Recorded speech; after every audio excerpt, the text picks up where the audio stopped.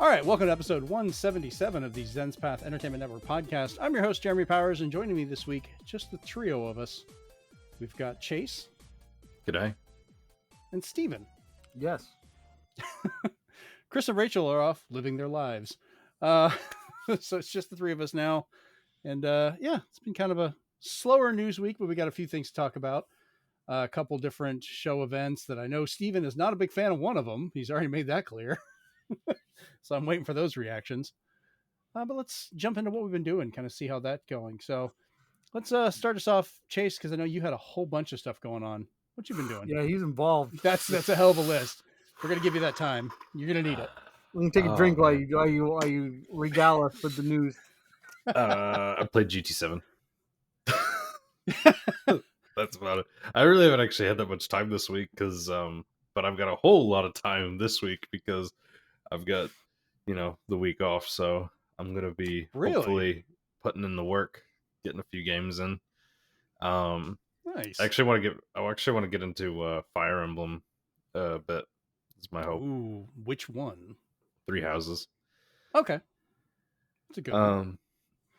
But yeah, I've been in the mood recently for some racing game, like to play another racing game again. So just GT7's kind of my go-to because I've got like most of the cars in it, and it's just something I can pick up and play. It's pretty nice. So you ever play any of the Forzas? Yes, I've played a lot of the Forza Horizons, and I do have the most recent Forza Motorsport. Ooh. The only thing about that, I want to race on that. I have it. Yeah, we've already raced before. Yeah, I'm just saying recently. Yeah. Yeah, no, I'm definitely down. Definitely keen. Forza Motorsport's a bit of a grind. Like I'm just trying to get like the better cars, and just it's like, oh man, just to even get like the racing tires is like you just gotta really like keep putting in the work. That's one of the things that kind of dropped that one down for me a lot as well, because it's not just like, because it used to be you could grind per company. Like if you liked Ford, you could race different ones and level up that. This is by individual cars. So if you're driving that Subaru Impreza, you have to level that particular one. If you get another one, you're having to level it separately. And I was like, what? No. Yeah. That's too much. I do need to get back into it because I like them both. And then Forza Horizon, I haven't played that in a while actually, but I kind of want to I don't know, kind of want to get back into it, see what it's like. I've put so much time into Forza Horizon series. It's not even funny. I just picked up a physical copy of 3 the other day, actually. Everybody's saying that Forza Horizon's is a game that actually like you could put on your PS5 Pro and be like, damn, like this is why I got a PS5 Pro. Of all the games, it's a fucking Microsoft game that apparently is like the justification. Which is funny because like I played on my Legion Go, I played on my Series X, I played on my PC, all these different things, and it always shines no matter what you're playing it on. It's just a fun game. So yeah, who knows? Yeah. All right, Steven, what about you? What you been doing? I finally went back to my first love, ZZZ. I apologized for being away for so long, but Expedition 33 had to be beaten. I need to just make a clip where it's just like, I've been playing ZZZ. Just save your voice. Just hit the button. Had a lot to catch up to because they made a new area. They did this annoying thing where they changed the UI again. So whatever you're used to doing, now it sucks. It's just like, it's not broken. Stop fixing it. We want shortcuts for everybody. It now sucks. I like that. I'm used to like pressing 1 button, 2 button, 3 button, go. And now it's like, nope, you pressed the wrong button. So now you're going to go to the start screen or something like that. And I'm like, oh boy. I still gave him my money. I give him $5 a month so I can get my extra bonuses. And then every so often I give him $15 so I can get the double bonuses. Stop that. So they get my money. You're enabling bad habits. Yeah. Then because I told Rachel I would try it because I have it, I played Funko Fusion. I originally had high hopes during the demo, but then when the actual game came out, I know there were so many problems. I was like, So I'm gonna hold off. I thought it was weird at first that the game's like, do you want the gore on or off? I'm like, gore? And it's because of Walking Dead, Hot Fuzz. The Thing, yeah. So it does some unique things, like you have to do investigative work with like Hot Fuzz, because you have to find pieces and then see how they got murdered and stuff like that. And that's where the fun ends, because just like Lego, you hit stuff to just get blocks of something, and the game is just how do I put it? If Lego is too hard for you, welcome to Funko Fusion. It's a game you can't fail or die in if it's too difficult. You can die. There's actually in the options though to turn infinite lives on, so that you can turn it into an even more Lego game. But I thought when you unlocked an item, you could use it because you could carry it everywhere like a spring. But if you carry it out into the overworld, you can't progress. You have to go back to a world and drop the item you got, because you're holding it, and it's like you can't place it anywhere in the overworld, even though it's a big floor, because we don't want you to jump or anything like that. So Right. it was very confusing, and I don't know. It's just nowadays to have so many different characters, but then they don't really like emote or talk very well because of the giant heads. Like I'll give it to them for the DLC, a lot of it being free. Like they have a Wicked pack, they have a Team Fortress pack. I'm like, oh, I can put Fortress in there. I thought Useless. Team Fortress was PC only. No, it was there on my Xbox, ready to download. So, Okay. Sorry, my PS5. So I downloaded that. I downloaded Wolfie and some other packs of characters I don't care about, just because I was like, oh, more characters, cool. I was thinking of trying He-Man to just see if they have like, I don't know, some good sound effects or something like that. I know you got to play. You could find He-Man, you could find Mega Man in the demo, and you could mess around with them. You can buy Mega Man if you want Dr. Wily and Proto Man, because otherwise you don't get them. And they did have some nice sound effects and a couple of like visual styles and stuff like that with it. Like there was some fun to find the references, but it just didn't feel like a really. And I know it was a demo, but this isn't really a spoiler because it's in like the first like 5 minutes of the game. But right in front of you, they basically melt a dog down to skin and bones, and then you have to kill it, and it doesn't come back. So I was just like, "What is this, Wolfenstein? What the heck's going on?" Yeah, it's the dog from The Thing, isn't it? No, it's okay. I thought they start you off on The Thing.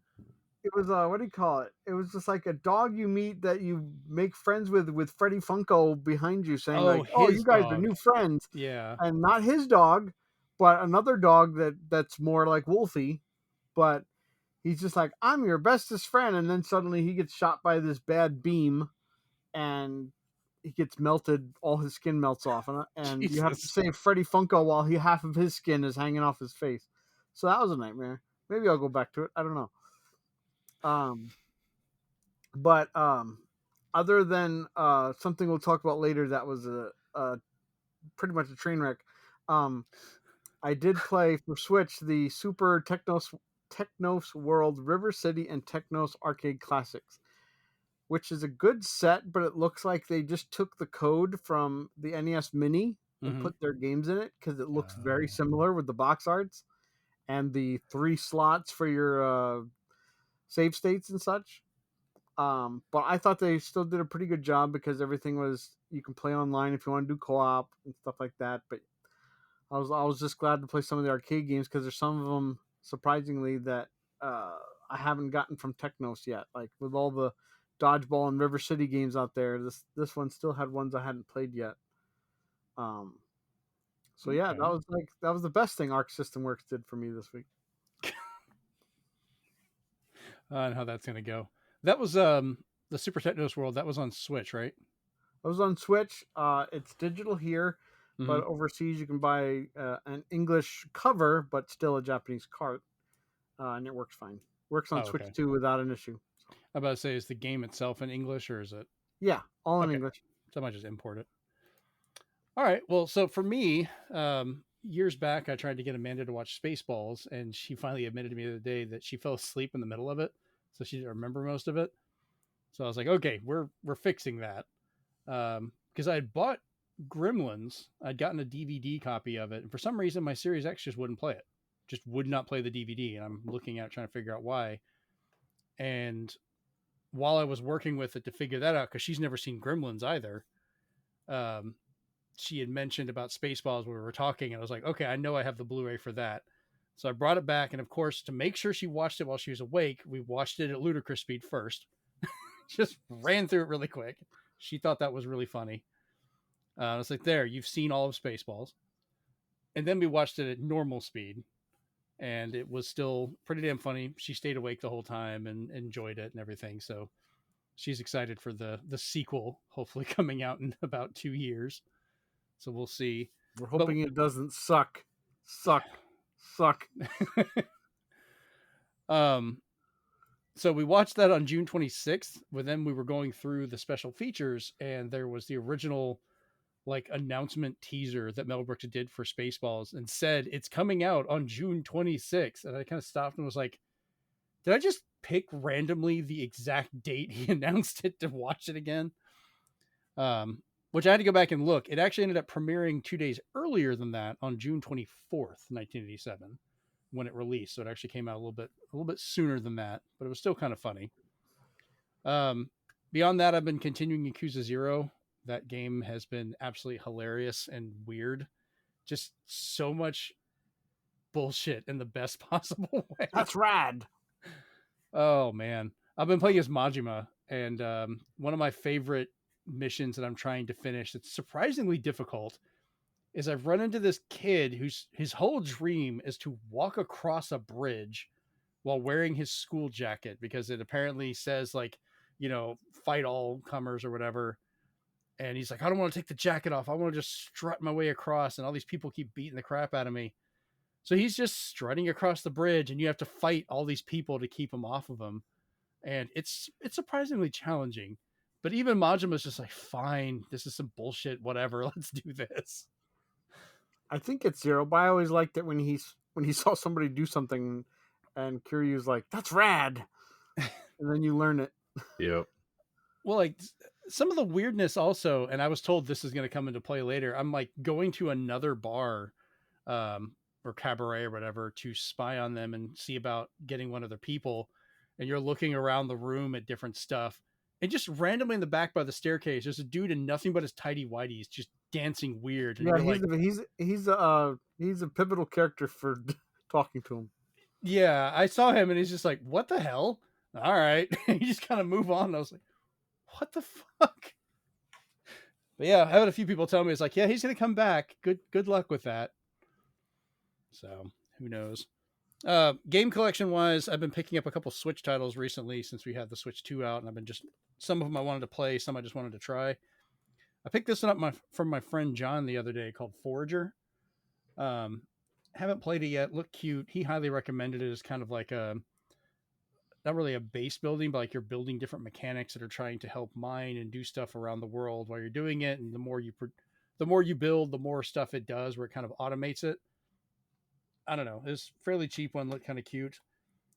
Same reason I tried this one I'm playing called Goodbye World, which is like a little story of these two game developers, but there's also a bunch of mini games of the games they're developing, and it just seemed intriguing to try it out.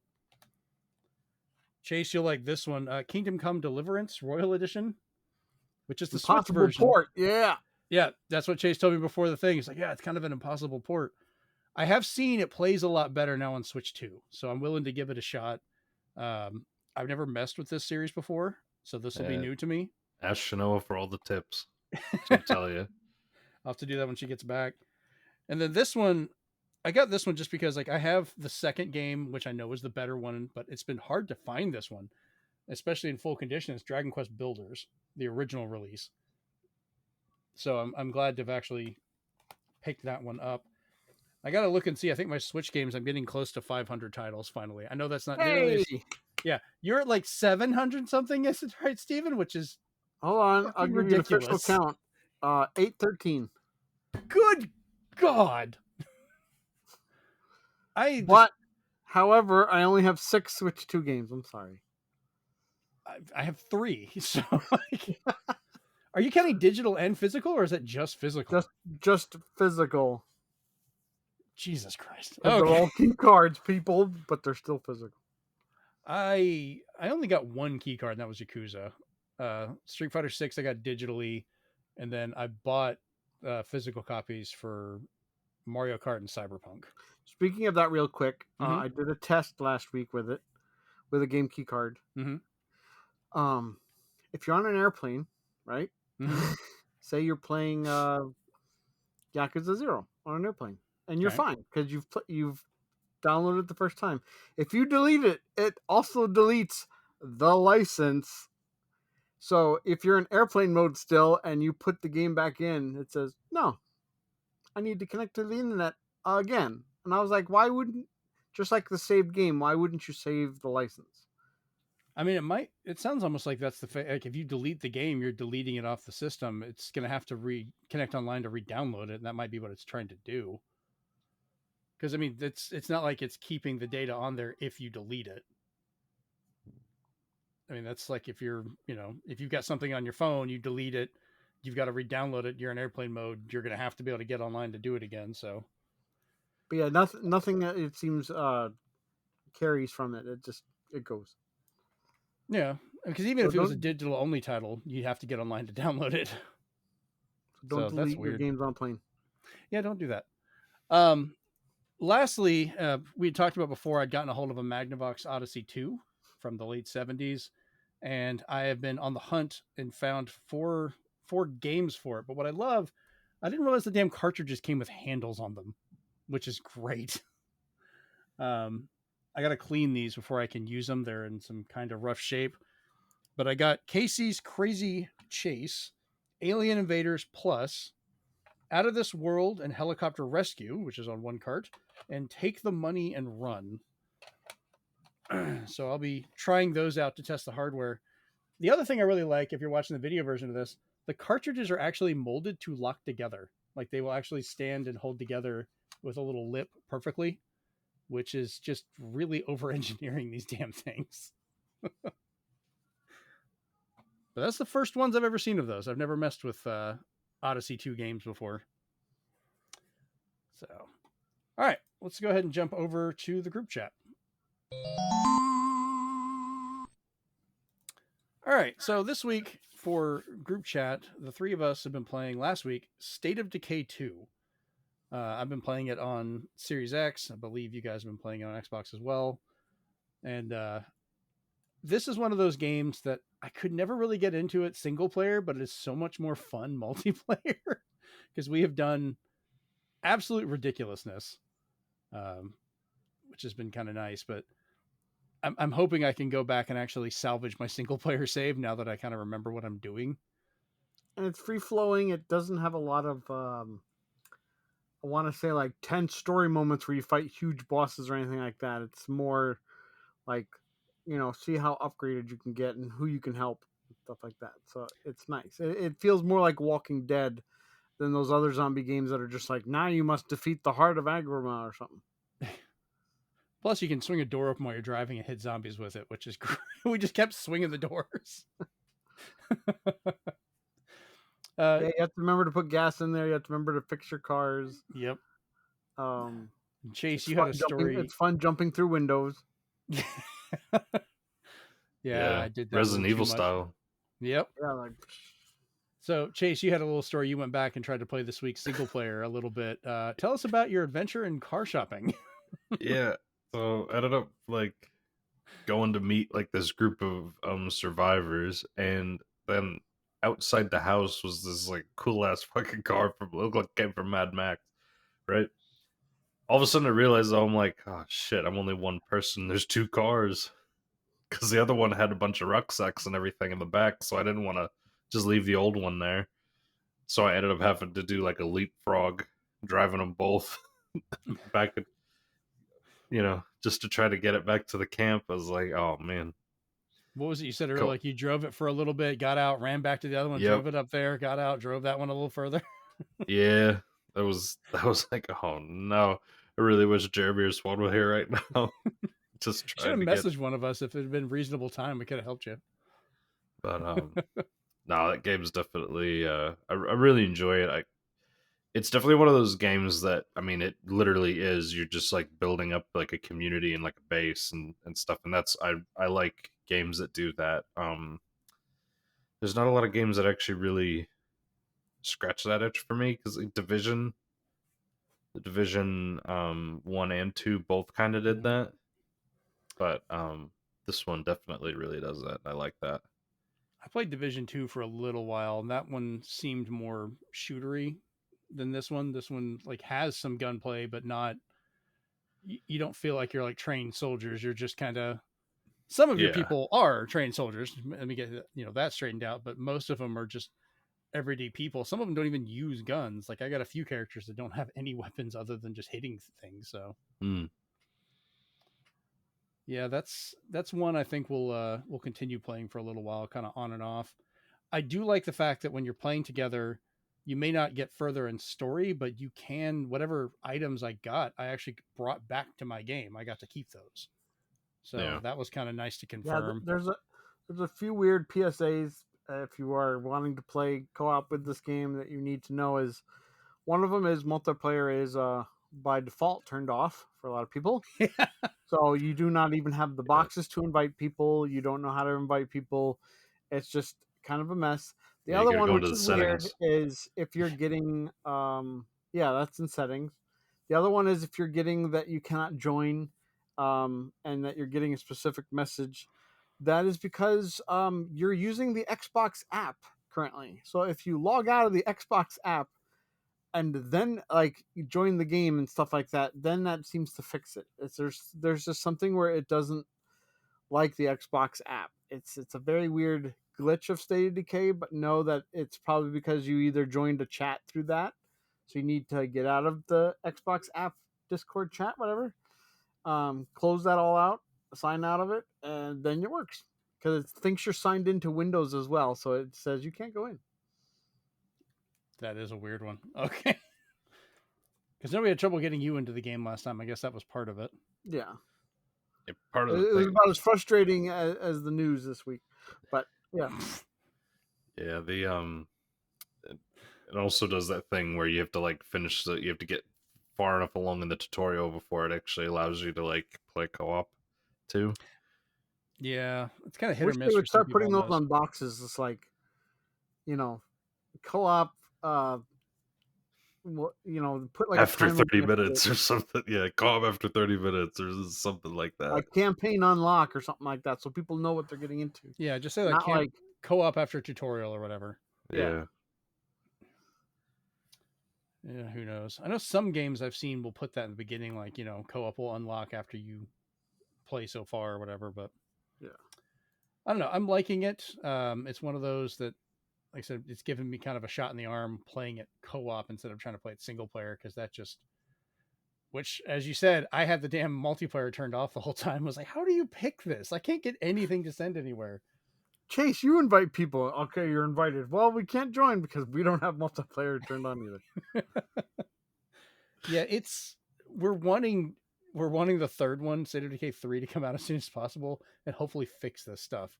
We've gotten some really cool looking trailers and a zombie deer, but we haven't actually seen the game in a while now. Actually, I'm kind of worried. Yeah, I was just say they kind of went radio silent on it, didn't they? Like, it's probably gonna come out for PlayStation, so it's all good. Oh, for everything but Xbox. And have better shadows too. Better shadows. PS5 Pro enhanced as well, probably. God. Just remember, this is an Xbox. Put down your beer. It's a ginger beer. It's not a real. This is an Xbox. This is a box. Does it have an X on it? This is literally a box. Garbage Pail Kids. Back. It's not really an X on mine, but anyways, let's jump into the news because Steven's just dying to talk about this stuff. Yeah. He's dying, all right. Dying on the inside. All right, so to start off this week, we have the Capcom Spotlight 2025 video. which I had a few things from that I kind of liked. As I said, we've got 2 presentations this week that I guess I liked the second one a lot better than Steven did. There was things in there I actually thought was interesting. I don't know why you hate everything I seem to like. So starting off, we had another showing of Pragmata coming in 2026 for PS5, Series XS, and Steam. They described as science fiction action adventure with unique hacking twist. And they were kind of showing off the main corporation of the game, the Delphi Corporation, kind of using a material they have that they can 3D print just about anything, be it vehicles, structures, robots, etc. And from that, they had kind of built up a lunar base, and they lost contact with everybody. So you're playing as Hugh Williams, who is one of the members of a team sent to this base to find out what's going on. You get separated after a moonquake, as they put it, and you're found by a small android that they have named Diana, which is that little girl robot that they've showed in the previous trailers. Roll. Yeah, feels like Roll. Her arm kind of looks almost like the Mega Buster when she had it out. It'd be kind of funny to have Mega Man references, but I don't think they're going to. But the main thing they showed off this time is the combat. You use Diana to kind of hack the robots to open up their armors and stuff while you're playing. It feels... Did anybody else kind of get the feeling of like those DS or 3DS games where you could do something on the bottom screen to affect the top one? Oh, like so you mean... So like I thought this was... First, before they showed that, the last time they showed Pragmata, I was like, oh, this is going to be Capcom's version of Dead Space. And then I was like, oh, wait, no. This is Dead Space meets Henry Hatsworth. Where you have to do a puzzle while you're playing a platforming game. I wouldn't really call it a platformer. But I don't know, there's a lot of jumping around, so I was just like, are you a super fighting robot or what, dude? Oh, I mean, you're able to adventure around for that, but I don't know. I'm still excited for this one. I like how it's looking. The gameplay looks like it's going to be fun. I like the character designs. I'm curious to see, like, I want to try out the hack system and see how that works, because if it gets overly complicated, that can get annoying. I don't know if they're going to have any way to automate any of that or how that's going to be structured, because you're either going to have to give up one of the sticks on your controller to kind of do that while you're moving, or some other means of kind of picking the direction of how that works. It would be great. This would be great on Switch 2, where the second player can use their mouse to solve the puzzles. Capcom, call me. Well, I'm kind of worried they're going to be like, PS5 used the touchpad or something. I was like, so then how does it work on an Xbox? Like, because they don't have a touchpad or anything like that. It's digital only, so it doesn't work. Lord. So, I don't know. I'm still liking how the game looks. I'm still wanting to play it. I've been excited for this one for a while since they first announced it, and I've liked what I've seen. But so you guys just not liking it, or I'm just not sold on that Henry Hatsworth adventure in Dead Space. I wanted it to be kind of their imagining of it, but I don't know, like, our boss is going to be like a super complicated puzzle. Well, they were showing different, you would be able to cycle between them and kind of activate the hacks for different things. And I don't really think it's a fair comparison to try and say it's Dead Space, because that was more of a horror game. This is not really looking to be a horror game. I don't know. Those things walking really slow at you are pretty scary. Well, it's kind of a balance for that. If they made them run at you fast, then you wouldn't be able to do the puzzles. Like that's kind of a design thing. And I'm sure you're going to have some of them that will move faster or jump around, which you're going to have to dodge and do things like that. Capcom's made a lot of games that you're platforming, like you're exploring an area. So there's going to be verticality to it and so forth with lower gravity and all that. I'll reserve judgment right now, but I'm not convinced just yet. Okay. Chase, what about you? I'll just holding serve. Like eventually I'll like make an opinion of it, but I'll probably wait till I see more. Well, I'll be the happy one here, damn it. I don't think it looks bad. I tend to not get like overly hyped for some of this stuff, because then I tend to get disappointed. I get that. I've had a little bit more hope for this one because I've been watching it. It was originally announced like 2021 or something like that, and I've been kind of intrigued by the choices they've made with it design wise, and I'm liking where it's going. Like you said, we could get this and it could be freaking horrible, or it could be great. I don't know, but I'm intrigued enough to at least try it out. Cautiously optimistic. That's what I'm. Right. Yeah. So next up we had Street Fighter 6. They showed off Sagat, who's coming August 5th. He's the first character in the Year 3 DLC set that we had seen before. That's going to have Sea Viper, Alex, and Ingrid coming at later dates. I like the little trailer they had for Sagat, which was kind of neat. They showed off like some of the different costumes and things you would get for some of the parts for him, which I was spending that money. I was just like, whatever with. It's not really big gameplay difference. What was kind of funny to me is they showed off the first of the outfit for character costumes, which are all just bathing suits. That's all it is. You just want your characters they're in like getting my fighter coins for that. I still kind of feel like bathing suits and stuff like that in a fighting game are kind of unnecessary. This isn't Dead or Alive. But, like, you know, however, this Cammy and jiggle Chun-Li's physics. Cammy and Chun-Li's are actually based on a artwork from way back then that was done. So it's based on a famous artwork. So everybody's really happy about that because it's a throwback. and that's fine. It just seems like it's just kind of a weird option to have for that. I'm like, what the hell? They know who their audience is.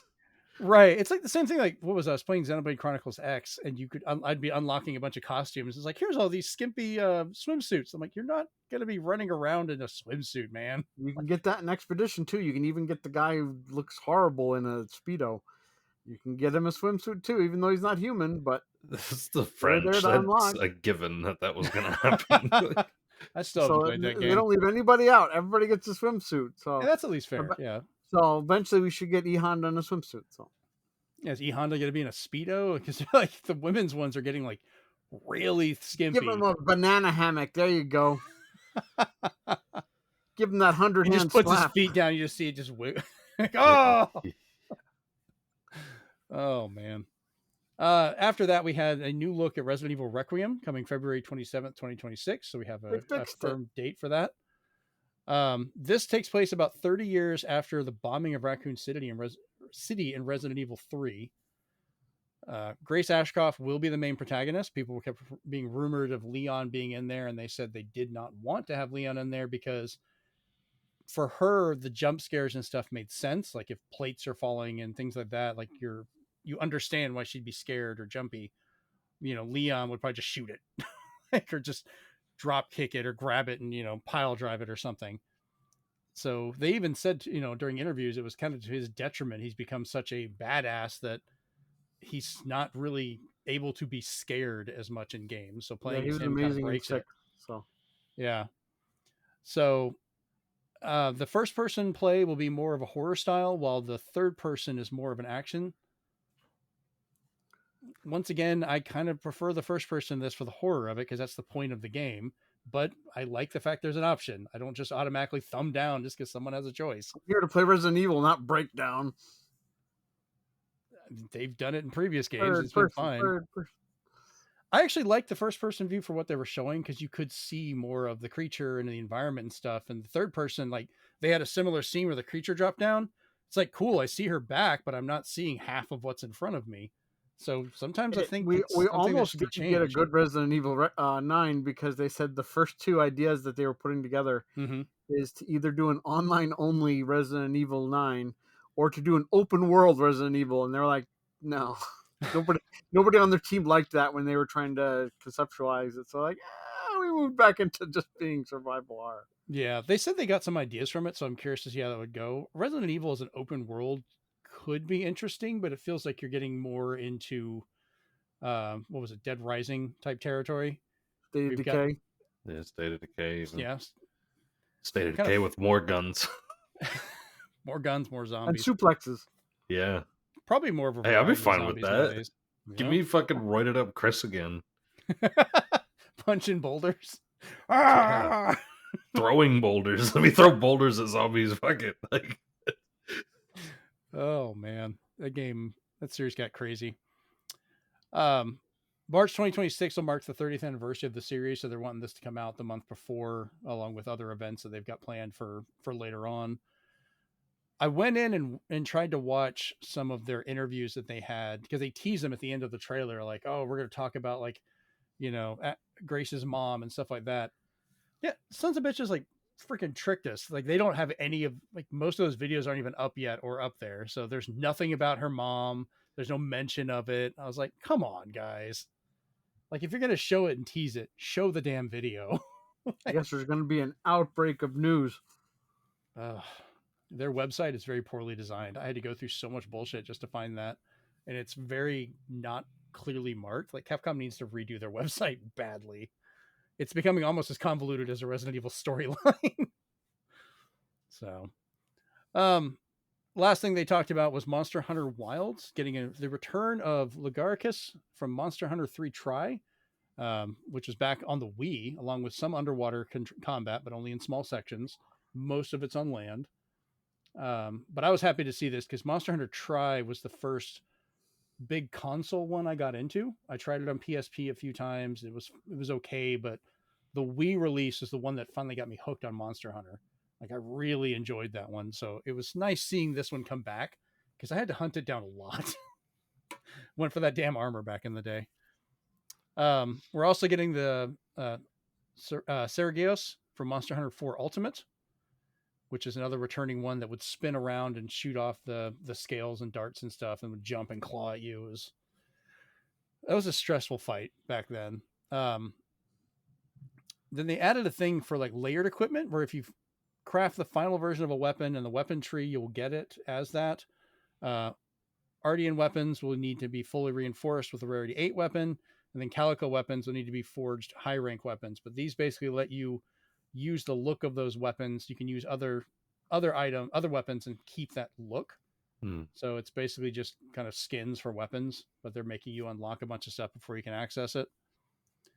Photo mode is seeing additional settings now, so that's always good, because I'm a sucker for photo modes in pretty much every game I play.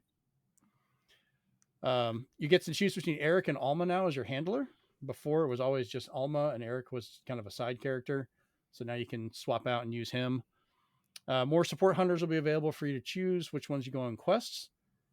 And then the funnier update is you can get a Fender guitar for in-game animations if you complete a limited time collab quest. And they'll actually play a guitar riff of the game's theme music when you do it. The only thing that I think that's funny is you're going to see videos of groups just shredding guitars over a dead body. Yeah. Yeah, and the Palicos do air guitars and mock singing, so that's going to be And there will hilarious. be a Monster Hunter Fender guitar in real life out there. What I was about to say, is the guitar that you play actually the Rathalos Fender? Yep. Which we talked about that months ago, I think, earlier this year when it was announced. But apparently they, like, went through all this trouble to, like, digitally scan the guitar to make it accurate, and then we're teaching the motion capture people how to actually play the guitar. And I was like, y'all kind of overthought this collaboration. It doesn't need to be that realistic, guys. It's fine. Oh man. But all this stuff, the second main update will release June 30th. So that starts off a lot of this for the different monsters you can fight, the new additions of creatures being added, the guitar stuff, all of that. So yeah, I mean, the Capcom event was kind of a light one. They talked about a few other titles that were just kind of, We need Let to them know what actually you get think, and you'll Monster get a Hunter. cool wallpaper. yeah, I thought that was kind of funny. I was like, I don't need the wallpaper. It's fine. But what Tell were them you to saying, stop Chase? putting Monster Hunter in their showcases when they already have a Monster Hunter showcase. The end. So we That's need to fine. actually get Monster Hunter Wilds. Like, They should make a direct for Monster Hunter Wilds. What do you say we didn't? What was that, Chase? I said, we should get Monster Hunter Wilds. The three of us. We need to get it at some point. Oh, I have it. Play I've it. been playing it since the day it came out. It's good that Monster Hunter. I'm happy that they got Legiacrus, because that was the monster that everybody was asking for in Worlds, but they said that they couldn't do it because of the skeleton, basically. Really? They claimed... Oh, go ahead.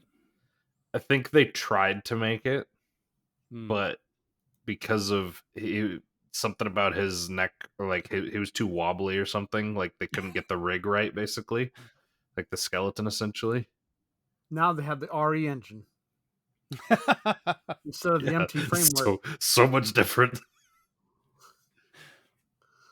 Yeah, I'm not sure Name an engine that's been more used and abused than that fucking thing. Havoc. Yeah, that's true. Actually, Havoc. touche. Havoc is Touche. used to this day. Still, yeah. It's just like, let me die. Oh man.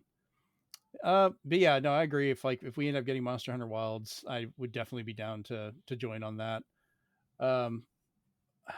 I wish it had cross saves because I wanted to get it on PC as well, but they won't do it. I think this one does allow for cross play at least. So I think the different versions between PlayStation, PC, and Xbox can play together. I would start over and buy it again if this came out on Switch 2. I think it would be a really good fit. I have always enjoyed Monster Hunter more as a portable. I know for the 3DS versions, we played those religiously. We'd meet up at the college. We had groups of us that would play. We'd also use the cross play with the Wii U version at the time. So I could play it on the TV and even tried streaming it while the other three were there at the house playing on 3DS wirelessly with me. And then I really liked it on Switch and would definitely like to continue playing it on Switch 2. I know the two that got released on Switch do run a lot better on Switch 2. So that's at least a nice thing. So, all right. So let's jump over to Steven's favorite, the Arc System Works showcase. Woo! If No Man's Sky had a direct, this would be it. Dude, what the hell? Why? It's like you've bought so many games, you have lost all taste for them. So, all right. I liked this showcase. Like, I actually thought some of the stuff was interesting that they showed. First off, we had Dear Me, I Was coming summer 2025 for Switch 2. This is from Meiho Takaguchi as the director, Taisuke Kanasaki, the art director, who also did Another Code and Hotel Dusk, which I recognized the art style like immediately when I saw it. It's an interactive textless adventure designed for adult women, aiming to help, quote, you feel a bit more positive after playing, with the game's art design being heavily used with rotoscoping, which is where you would film scenes of something and then go back and draw and do the art over the film so that you kind of get that realistic look. And this has been used for decades in movies, all the way back for the beginning of animation and stuff. Even Disney was using similar forms of that back with like Snow White and so forth, where they would act out and then, draw from that as reference. I have no idea how this game's going to be. I don't even know if it's one that I'm going to enjoy, because not in a bad way, but I mean, it is directed at adult women, which none of the three of us are, but I'm so curious to see what it is, gameplay wise. Do you guys have any thoughts on this one? Rachel will have to report back to us. I might try and see if Amanda wants to try it. You gonna say something, Chase? Oh, no, I was just agreeing with Swan. And who knows? It could be fun. Just because they're designed for that doesn't mean other people can't enjoy it. But I mean, it's I like that. fine. I like that it's textless, so it's gonna do something that I'm intrigued how it works. Yeah, and it's like I said, it's got a really good group of people behind it, so that's a positive. I like to reward innovation if it works. Right. Next up, we had Double Dragon Revive coming October 23rd. Why? Seriously, why? What is your actual reason for saying this looks bad or you don't like it? I'll give you two reasons why right now. Because this looks good to me. Go ahead. So I'll hear you out if you hear me out. Okay. Yeah, I'll hear you out too. I was doing this to Chris as well. First off, there's already the negative stigma when we got Double Dragon 2, which was a reimagining on 360. Let's not forget that it looked almost exactly like this one does. Second of all, this game has been disavowed by everybody who's ever worked on Double Dragon, and that worries me because one of the artists, his name is Koji Ogata. He worked on the first Double Dragon. He would contribute to many of its sequels. He's not involved with Revive because it's being made by Yuke's, who are known for wrestling games. And he said, "I'll be honest with you, the fact that the fact is that not a single person in the Technos team recognizes this as a Double Dragon game, and they're even saying it's please don't take it as canon or anything like that. I mean, at this point with Double Dragon, I don't think it really matters much with the canon. They're arcade beat 'em ups for how they go. I mean, we've got other games and series that have been made by groups that don't have a tie to the original title that have been good, so I don't automatically write them off. Because I just think the game looks cheap because of the character models as well. I don't see how it looks cheap. I think it's not a bad take. Like, I was watching the video full HD and everything, and the character models looked stylized based off of the original art. They were recognizable as different characters. I thought the interactions were well done. You could interact with the environments, which I thought were just kind of fun ways to do it, including throwing a guy into the luggage chute of an airport, which I got a laugh out of that, watching him go through the metal detector, just sliding into it. I don't know. The game looked fine to me. It's a beat 'em up, is what I expected. It's still got the 2.5D kind of angle to it that you would normally have in these games. And like I said, Double Dragon is one that I've always liked. I mean, right behind me, if you're watching the video, that is the original 87 Taito Double Dragon arcade machine. I crank it up, I play it. I mean, I've played this game for a lot. Yeah, I love it. I love Double Dragon series too. Yeah, I mean, it's a series we've really enjoyed. Everything I've seen from this still looks like it could be fun.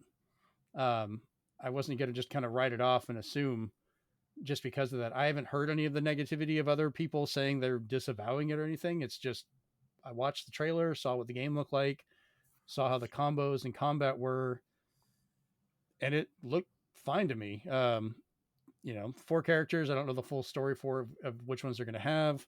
2-player online and offline co-op, which is always kind of fun for a Double Dragon to have. We talked about the environmental hazards, different effects you can use, charge up attacks, so forth. It does have a counter system, which I'm not the biggest fan of counters, but that seems to be kind of a common thing in a lot of games where if they're flashing a certain color, if you time it right, you can counter and do other things, which kind of has become the norm for a lot of these games nowadays. They did show the pre-order bonus of the Double Dragon Dodgeball. I have no idea if this is only for the digital release or if the physical gets this as well. That's probably the best part of the game. I just the awesome palette swap of Dodgeball. I don't know. They have the digital deluxe edition, which get the artwork, the soundtrack, and extra character colors that they were showing for, some of the main ones. But I don't know. It's coming out October 23rd. I'm still going to give it a shot. It looks fine to me. I've played good other ones. I've played bad other ones. I was trying to remember, were the Double Dragon people involved with Gaiden? Because I know the 360 one, which was over 20 years ago now, was not the best, but there have been other ones from other groups that have been fun. I've enjoyed them. People loved Neon, and people loved Gaiden. See, I wasn't a big guy first into I've heard Neon. Where the Technos team came out and talked against this one. See, I haven't seen them talking against it, and I don't know if that's an upset with the license or stuff, but I don't know if that's something against the developers themselves making the game. The game by itself looks fun to me. It looks like it's just going to be a classic style beat 'em up, which is what Double Dragon is. And I don't know, Arc System Works has tended to make pretty good games for a lot of this stuff, so I wasn't sure why that would be an issue. Chase, you got any thoughts on this one? He's like, I don't want to be in the middle of this. I honestly, I'm probably not necessarily the best person to ask when it comes to beat 'em ups. I like beat 'em ups, but the problem is I don't have anybody to play beat 'em ups with usually. But the last Double Dragon game I played was that I was on the Super Nintendo. It was the crossover that they did with Double Dragon and Battletoads. Yeah, Battletoads Double Dragon. Yeah, which was great. It's been a while. I love that. I love that game. But yeah. So probably not necessarily the best person to ask. Steven, do you have any of the quotes from what they were saying about it other than just, because I'm curious. Like, I know this sounds like we're fighting over this, but I'm still hopeful for it. It looks like it's going to be a fun game to me. And I understand if you're gonna have reservations for it, and if they So have a I gave disconnect, you but we don't know the the details. so I gave you the first quote where he says, "I'll be Right. honest with you. Fact is, not a single person recognizes this as a Double Dragon game." He also involves the Super Double Dragon designer Muneki Ebenuma and says, according to Ebenuma, Mhm. this game was made by a current generation of game designers who have never played or thoroughly played the arcade version of Double Dragon. It's exactly what happened, and the result is a cheap modern game that shows no respect for Double Dragon. Double Dragon is a game with a strong punch and a unique, distinctive feel, but this game has none of that. I almost wish they hadn't named it such a. I almost wish they hadn't named such a crappy game, Double Dragon. If I get a chance to try it out at Tokyo Game Show, I want to throw the controller at it. So the fact he hasn't even played it is kind of a red flag on that one as well, where it's like, I haven't played it. If I get a chance, I'm just going to throw the controller. It's like, and the whole thing of like generational not being able to make these games seems kind of petty. Like, other people are going to have to make it. That's like saying every Mario that came out that wasn't Miyamoto working on it, that's a different generation. They don't get it. They're all terrible. They've actually been pretty fun. Like, different generations can make different things. And just, we've seen Double Dragon for so many years. Just watching that trailer, it still looks like a Double Dragon. It's still a beat 'em up. And it's not like they're the only ones that ever made them, because that has been a series that's been going on for decades. And Double Dragon itself, even the ones that have officially had the name from them, have been different, very different from each other. The one that Chase mentioned was very different and weird because it had crossovers with other games and still felt different than a normal Double Dragon. So it changes. I just don't get their frustration with that happening sometimes. So I don't know. We'll see what happens with it. Maybe they just love the series, and maybe they're just frustrated that they're not the ones that are still doing it. I don't know. And I could get that if they're having a publisher or licensing issue in regards to that, but it seems kind of weird to go after and say the other developers aren't, capable of doing this stuff because of it. So, all right, well, let's move on to the next one here then. We had Absolum coming out. We don't know when. This is a new game from .emu, which, I mean, you're talking about newer generations making beat 'em ups. These guys made Streets of Rage 4, TMNT Shredder's Revenge. They're making the upcoming Marvel Cosmic Invasion. They're making Ninja Gaiden Ragebound and more. So newer generations can make beat 'em ups just fine. Gameplay style they call a rogue 'em up, which I thought was kind of funny, of a combination of a roguelike and beat 'em up, which I really have to see how that's going to go. But this is the first original title from .emu in conjunction with developers Guard Crush, animation by Super Monks, and music by Gareth Coker, who did the Ori series, Prince of Persia, Lost Crown, and more. Go ahead, Steven. Were you going to buy this game, Chase? Yeah, I'll buy it. Okay.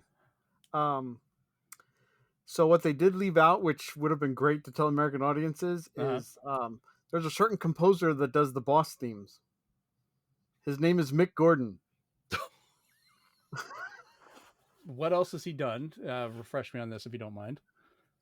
He just happened to change the fucking metal industry with a soundtrack for a game called Doom 2016. Oh, okay. That's funny they didn't mention him in the trailer at all, because that's why I was looking up the people they were talking about. And Gareth Coker, I like the music from Ori and Prince of Persia and stuff, so I was like, oh, cool, that's gonna be great. To be fair, I think because it was very Japanese oriented. Yeah. By one of the games they did not mention here, which didn't make too much sense. But I think that's why they didn't lean on anything Americanized. Which in this thing, I was like, yeah, fair enough. When I heard about that, I was like, wait, Mick Gordon does the boss themes? Nice. Do you know, not to get off topic, but just on the topic of Mick Gordon though, did you know that they originally told him that they didn't want any guitar in Doom 2016 soundtrack? Really? Yeah, they said we don't want a guitar at all. And Mick was like, okay. And so he kept trying and trying and trying and he really wanted to put a guitar in there, and he's finally just said to them, can I just please put a guitar in here? Come on. He he said like it was missing. That was like the je ne sais quoi, so to speak, that they just needed for this. And Oh, then man. that freaking that's crazy. That I posted a video on the Discord a while back, but I thought it was quite interesting listening to the guy talk about it. He said, "Yeah, it just completely changed like an entire genre of music." I think I saw that, but I fell in didn't love get with a chance his to music click on from it. Killer Instinct. Yeah. Yeah. And then from Killer Instinct 2013 came Doom. And then I'm looking right now and I just found out he also did the music for Atomic Heart. So I was like, okay. Yeah, because he had that, because him and id kind of had a bad falling out. Hmm. And then That's putting it lightly. Yeah, that's putting it really lightly. But that's like a whole nother discussion for another day. Yeah, I looked into it. I couldn't see much that Guard Crush had developed prior. Animation stuff for Super Monks, a lot of that was like commercial animation or trailer animation, which, I mean, if you're still doing character animation, it can still work. But like they had done stuff with some of the Mario and Rabbids trailers and a bunch of other titles and commercials and things. And then, of course, the only musician they had mentioned was Gareth, and I could look up his thing. So co-op is going to be available, but they didn't mention if it's online or offline. So I'm kind of hoping it has an online function to it. Sadly, a lot of these games tend to skip that, and that's the one thing they'll stick it to just offline. What was it, the Double Dragon Gaiden that I really liked? Initially, that was offline only co-op. I think they finally added online, but we haven't had a chance to play it. And that's one I'd like to go back and try too. So I'm hoping this one gets it, so we can actually use it more. But pretty much any game from .emu, I'm like, all right, I'm gonna give it a shot. That's fine. I like their stuff. Pre-order. Right. It's them, Double Fine, and a couple other developers. I'm just like, I don't care. I will give it a shot. Like, I have enough faith that I will go for it. So, yay. The last one I was going to mention from this was just kind of a weird one called Demon's Night Fever, which I didn't know what the hell was going on when the trailer started. But it's a new game from Sohei Nikikawa, who was one of the Disgaea series producer and writer, which for some reason they would not mention. That they blurred out his mouth whenever he said it. But it's about a kid that hates the world, combines with a self-proclaimed evil god that lost his powers to be as evil as you can be by stealing, abducting, terminating, as they put it, not killing, and more in the game. But what I laughed about and thought you guys would find funny, I want to get your reactions to the ridiculous game's classification. It's like, we've talked about today sci-fi action and side-scroller beat-em-ups. This one is called, and this is a bunch of sentences, enemies ? Allies ? Kill, kill, kill. The more you die, the stronger you become. Raising speed running simulation RPG. Which makes fucking no sense to me. Good. It's a mouthful. He even admits, like, yeah, whenever I say it, it sounds ridiculous. I'm like, yeah. We didn't really see much gameplay wise of it or anything. It was just the absurdity of it that I was like, I at least wanted to mention it. I just want to mention that one of the games we didn't cover in here was, quote, the next iteration of Bubble Bobble, and it's missing Bob. You can't have Bubble Bobble without both of them, but they did anyway. Yeah, that one looked like a glorified cell phone game. Like, I was like, I thought Taito worked with Square Enix, but I guess that agreement ended, and now they're working with Arc System Works. Yeah, I have no idea. That one felt kind of cheap to me when I saw it. And it was like, every time you play it, the levels are different. It was like, no consistency. Okay. So whatever you thought they were going to show, everybody was wrong. Okay. Yeah, a little different on that one. They had one more game that they had announced at the end, but I don't think they really showed too much about it. Like, it wasn't really making sense. So I figured we'd wait and see if they talk about it. When you hear Daisuke Ishiwatari, you think Guilty Gear. You don't think Damon and Baby. Yeah. Like, all right.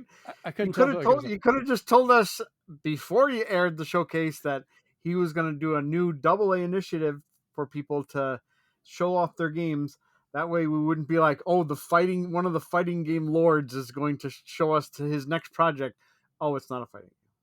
Yeah, it's like if you announce a direct with Sakurai and you're just like, oh, we're going to get a new Smash Brothers. All right, here's Kirby Air Ride. The only thing we do know is they were part of a leak. Arc System Works. Poor Arc System Works, where they luckily just had code names for their games, but we know now that one of their projects, the code names actually turned out to be Dear Me I Was. The other one they did not announce yet, because so far the rumor is the other one is a crossover, and people don't know what kind of crossover it is. So maybe somebody else is holding on to that announcement. Maybe. Not sure on that one. Turn down my phone to keep getting notifications. All right. Well, we'll jump in from that to our last little story bit here. So, Stephen, I think this is one that you posted to kind of bring to attention as well, but it's come out that physical DS, 3DS, Vita, Switch 1 and 2 carts will need to be used about every 5 to 10 years to prevent them from dying. And this was one that we wanted to bring attention to for those that are physical collectors or looking for older games. So this is happening with certain types of flash memory or NAND flash that manufacturers use that can become corrupted over time as electrons leak out from the storage medium, leading to corruption of the code. And looking further into it, the consoles seem to do corrective algorithms, runs to refresh, air quote, the data. So it becomes a recommendation to start up the games every few years to try and stave off this issue. Those of us with large game collections, this is going to become a freaking chore.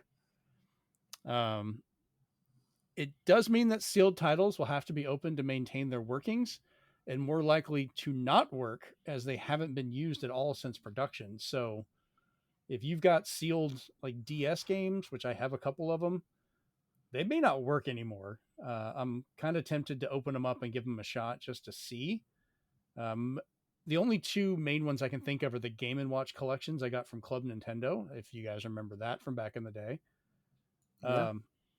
I haven't opened those because I found opened cartridges like by themselves and would play those. So I'm halfway tempted to just leave them closed and just not even do it. But I kind of want to open them and see if I can save them if they still work. So reading that was kind of like a miniature nightmare. Yeah. Because that means I'd have to look at 15 PlayStation Vita games. I'd have to go through, let me see here, 134 3DS games.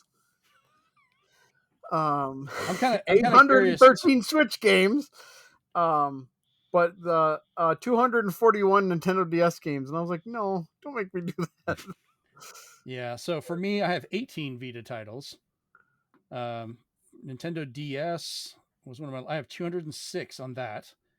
124 3DS. 2 new 3DS titles, which is just Xenoblade and Minecraft, by the way.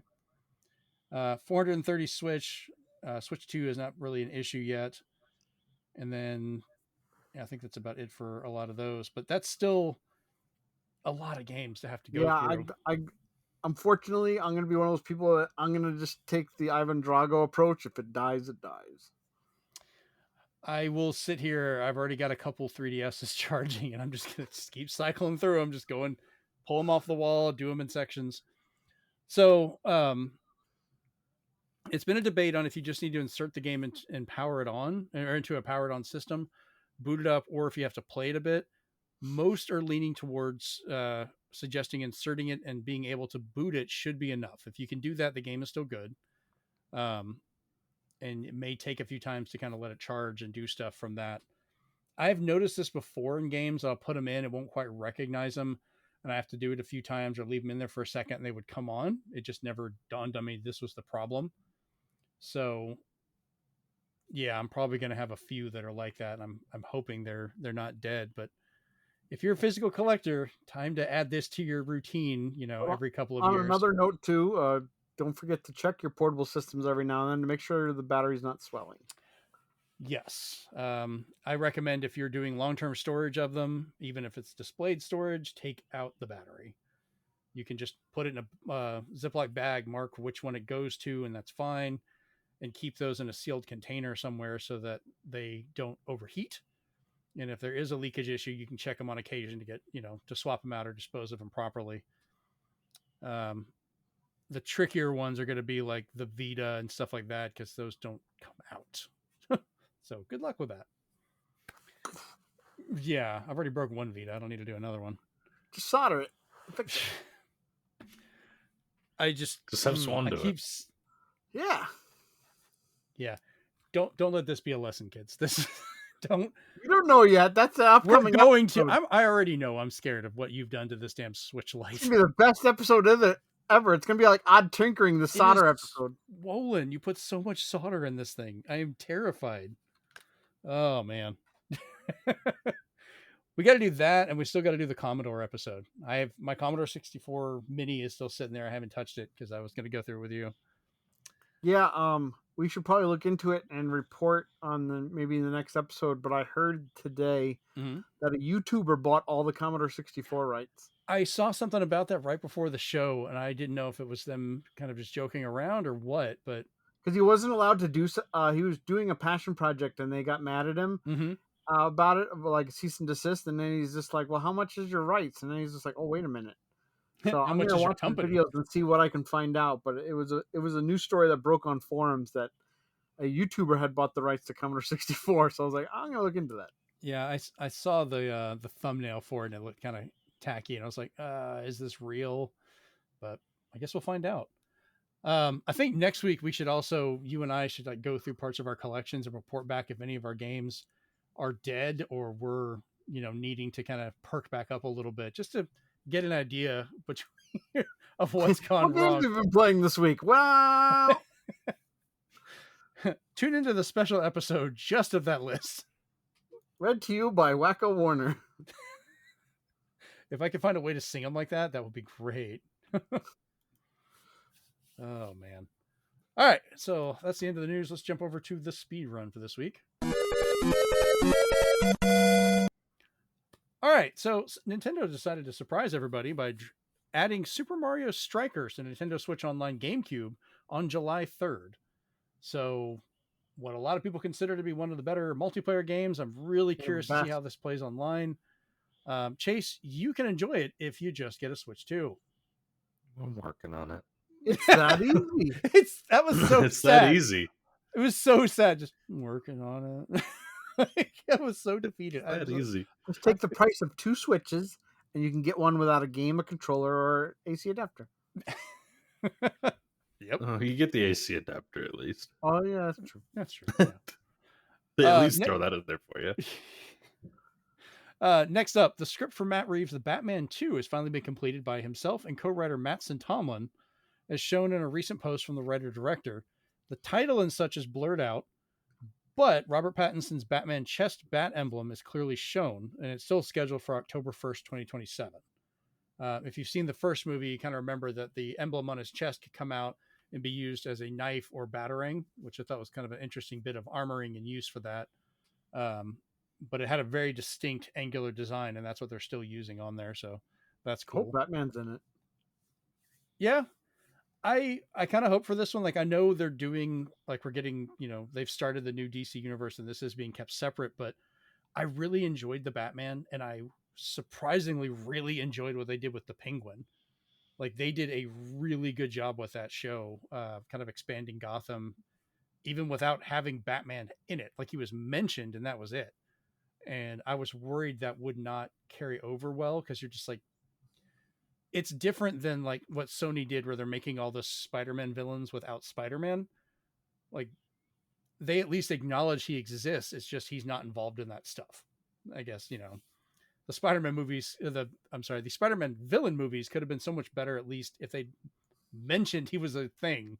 Like, just acknowledge Spider-Man him. universe movies. Right. Minus Spider-Man. So whatever. All right. Drag X Drive is coming to Switch 2 as a digital only title on August 14th for We got our August game. Yeah, for about $20.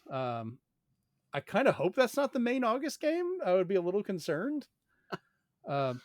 I do really want to play this. I want to try it because I like when Nintendo does weird shit. And sometimes it hits, sometimes it doesn't. ARMS was one of those that I thought was going to be fucking terrible, and I ended up absolutely loving that game. It was so much fun to play. Steven, you pointed out Drag X Drive does not have a local multiplayer or co-op. That's what it's looking like. We don't know exactly yet, because all they did was on Nintendo Today and stuff. They're like, Drag X Drive's coming. Here's the date. Right. But people are looking at footage and stuff, and they're like, I don't see anywhere that there's any type of local. Hopefully there's some kind of download play. that would be helpful, because And- I don't think you can easily do that game split screen, but that's just me. Yeah, I think that would be an Probably issue. just Like, share play or whatever. Yeah, that's what I meant. well, it would have to be with another Switch 2, and it's going to be timing based. You have to have Yeah. 2 Joy-Cons in the mouse mode to play it. So it kind of feels like it would make more sense of like if you have a second Switch, you could just link them up and play that way locally or online, but maybe it's an issue with trying to run it, local split screen. I don't know. I agree. It should have some kind of split screen that would be recommended for a multiplayer title like this for head on, one-on-one, but we'll see. Next up, Disney and NBC Universal have filed a lawsuit against Mid-Journey for copyright infringement. So someone has finally attacked the AI companies. Examples were given in court of content like Star Wars, Shrek, and more that they could generate using their software. So they were basically saying like you don't have to directly take our stuff for it to be copyright. Like you're making duplications and using those ideas and creating these new things outside of the control. But this is the first big group that's going after AI on the copyright standards for kind of taking ideas. So, what I think is funny as well is he's fallen from grace because he's gotten lazy. But Kazuma Kaneko, who did the Shin Megami Tensei art back in the day, he made his own game that's strictly almost entirely NFT based, and he said he trained AI to only use his artwork. So when you want to create a character, it creates it in his style. However, people have already broken that and have made Elsa and Anna and other Disney characters. So that didn't work out very well. Of course. So that just shows that if given enough finagling, you can break that. So it's like, don't do that, guys. Yeah, I mean, if we haven't learned that lesson from decades of character creation systems that people have broken in the most ridiculous ways, you're never going to learn. Like you're just giving it more access. Think about like what was it back on the N64? Did you guys ever play like the wrestling games on there, like WWF and so forth?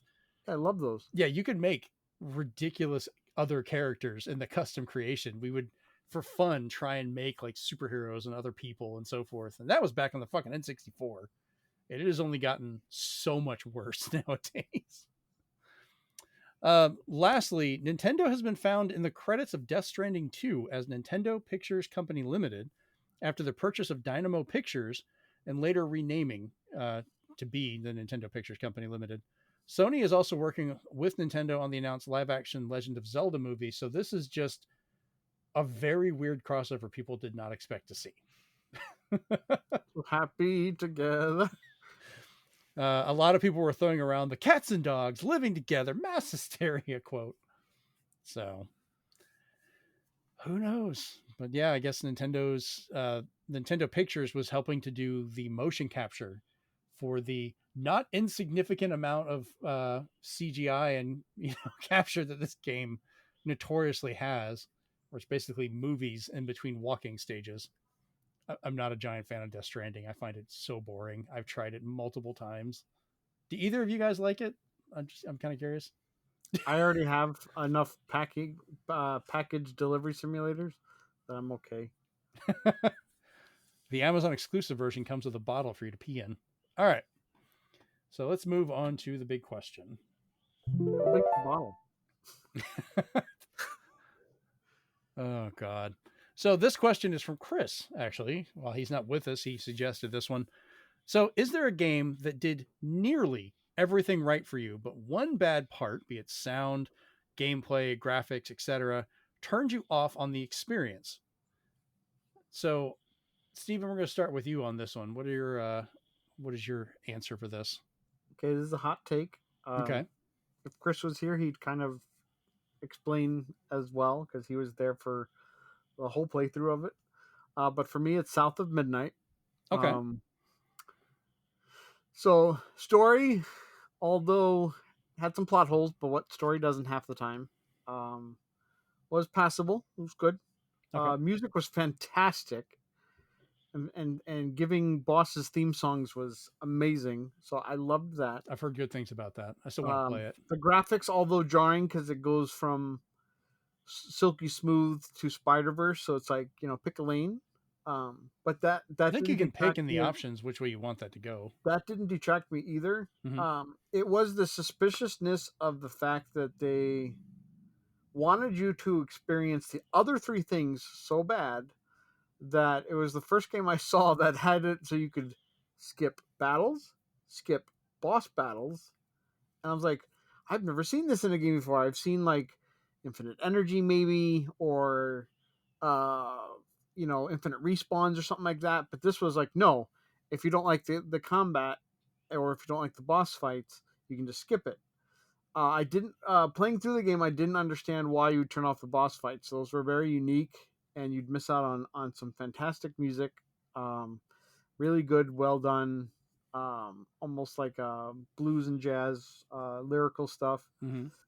And but I could see the combat, because the combat reminded me of like a 360 3D adventure game, like a Cameo Elements of Power or something, where it was kind of a rinse and repeat. Mm-hmm. And I was just like, I get it.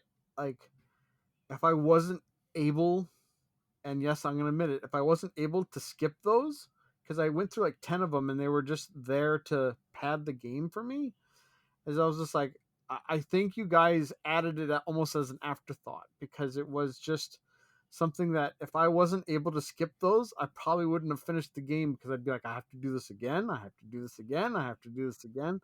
So it was just super repetitive. So thankfully, and they knew it, they had the option to skip those.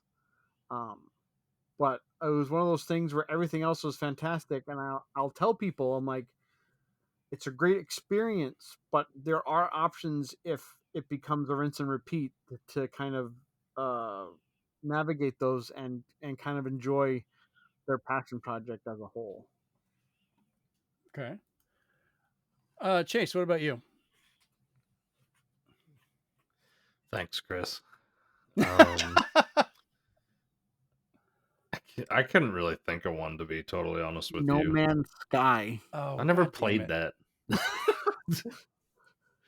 oh, jeez. I feel a little bad, but yeah, I just I'm gonna couldn't start really think. streaming No Man's Sky. Just be like, look, people, it is fucking fun. All right.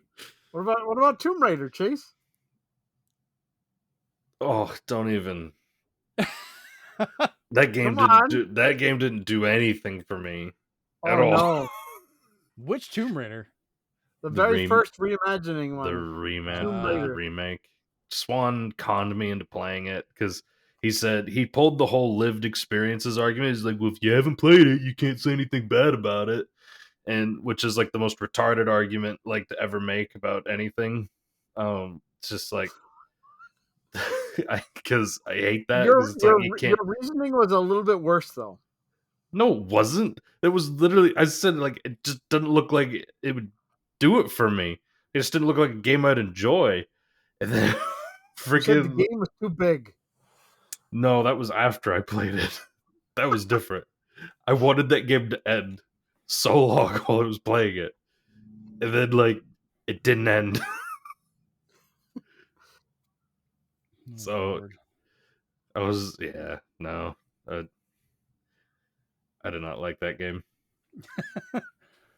One Do bit. not like that Sam I Am. Didn't like on a boat. Didn't like.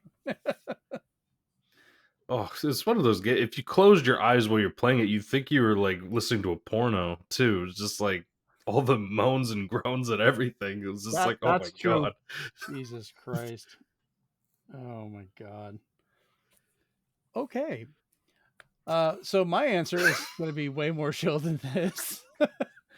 Yeah, you're turning red there. He's like trying to match your shirt there, buddy. Yeah.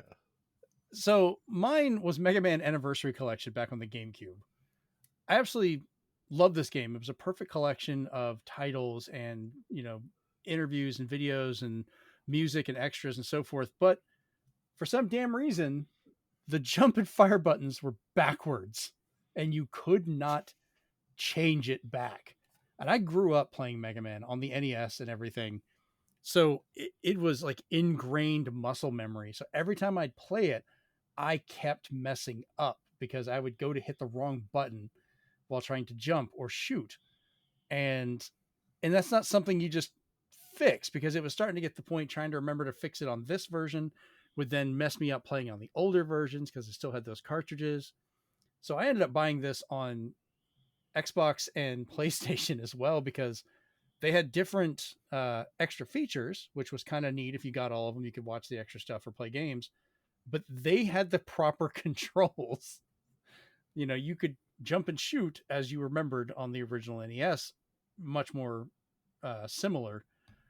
And it was like this would have been absolutely great. I don't know who freaking thought switching those two buttons would somehow be right. They're like, it's a giant A button. That should definitely be shoot. Right. And they could, and that's fine if they just gave you the option to switch the buttons. That's it.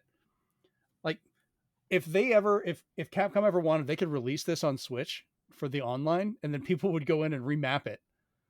Like, I considered rewiring a controller to switch the two buttons just so I could play this properly. That is how bad it got. What about that controller that when you held down the button, the ruby just started to charge up? I had that until my kids broke it. That was the Mega Man X controller, I believe. It came in the little bubble. Yeah, my kids destroyed that. Damn it. So yeah, when it gets to the point that your game is great in every other way, but then I have to, this is before I was in electrical engineering, so I didn't know what the fuck I was doing, wanting to figure out, could I switch the button somehow physically? It's dedication. I could think how to do it now. I failed at the time. I couldn't do it then. I didn't know what the hell I was doing. I could do it now, but now there's no. I would have used reason. more solder. You would have used nothing but solder. You would have hit one button and it would have just caught on fire. There's only 5 volts in this thing. How did it catch on fire? That's the magic of your soldering. All right. Well, I think that pretty much answers the big question for this week. Chase, we're glad we've gotten the dissertation of your response. We've learned a lot. Yeah, I apologize that I couldn't actually come up with the proper answer. Yeah, he's like, this section is what I didn't like. Next it was perfect before until I had to answer it. Right. All right. Oh, I'm on the wrong screen. I'm like hitting this going, why does it not do anything? Oh, it's still not. All right, cool. I guess I broke that. Neat. So we'll just end it. Here we go. What the hell? The buttons weren't working. That's weird. I keep trying to hit it. Maybe they were now remapped. Maybe I remapped it. All right. So I think that's enough for this episode. We have definitely gone on for a bit. You can find the podcast in audio form wherever you listen to our shows, and the video version over on YouTube at our channel, Zenspath COM. Both can easily be found over on zenspath.com/podcast as well. Leave us a review if you can to help us grow. Like and share the show with others. Leave us a comment on YouTube to tell us how you feel about the show and maybe answer the big question. Let us know what title was perfect except for one other thing, or maybe suggest an answer Chase could have used. He's going to hate me for this afterwards. Talk to us directly over on our Discord. It's the easiest way to find us. Talk about the latest news and happenings. You can find that over at bit.ly/Zenspath Discord, which should also be on the screen right now, or you can find it over at zenspath.com as well. All right. I've been your host, Jeremy Powers, joined by Chase and Steven, and we're out. Peace. Pre-order our podcast for Zenspath Dodgeball.